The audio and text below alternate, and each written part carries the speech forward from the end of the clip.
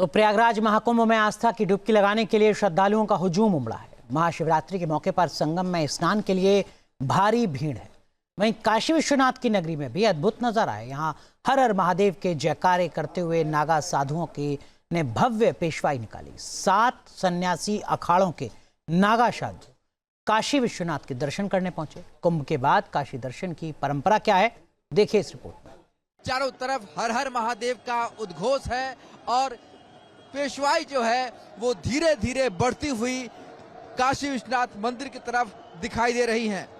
तो ये तस्वीरें अद्भुत है, अलौकिक हैं। आप देखिए किस तरीके से दर्शन करने के लिए आप पहुंच रहे हैं यहाँ पर, और ये देखिए कितना उत्साह है आप लोग। हर हर महादेव। आनंद ही आनंद है।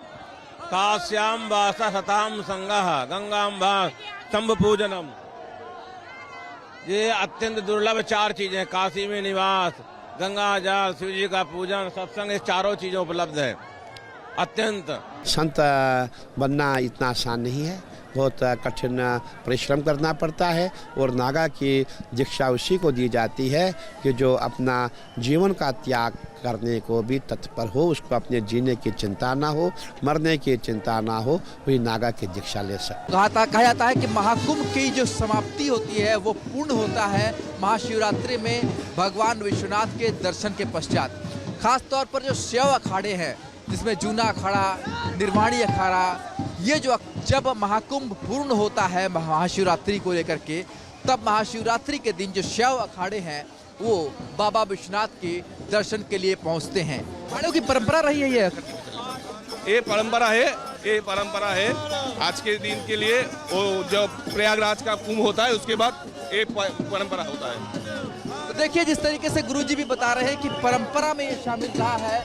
जो शैव अखाड़े हैं उनकी ये परंपरा रही है कि महाशिवरात्रि को जब तक वो काशी विश्वनाथ में दर्शन नहीं करते तब तक उनकी जो महाकुंभ की यात्रा है वो संपूर्ण नहीं होती। चारों तरफ हर हर महादेव का उद्घोष है और पेशवाई जो है वो धीरे धीरे बढ़ती हुई काशी विश्वनाथ मंदिर की तरफ दिखाई दे रही हैं।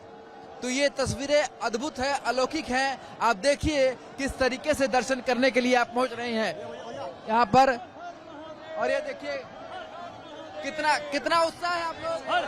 हर हर महादेव। आनंद ही आनंद है। काश्याम वास सताम संगः गंगाम वास स्तंभ पूजनम। ये अत्यंत दुर्लभ 4 चीजें, काशी में निवास, गंगा जल, शिव जी का पूजन, सत्संग, इस चारों चीजों उपलब्ध है। अत्यंत संत बनना इतना आसान नहीं है, बहुत कठिन परिश्रम करना पड़ता है। और नागा की दीक्षा उसी को दी जाती है कि जो अपना जीवन का त्याग करने को भी तत्पर हो, उसको अपने जीने की चिंता ना हो, मरने की चिंता ना हो, वही नागा की दीक्षा ले सकते। कहा जाता है कि महाकुंभ की जो समाप्ति होती है वो पूर्ण होता है महाशिवरात्रि में भगवान विश्वनाथ के दर्शन के पश्चात।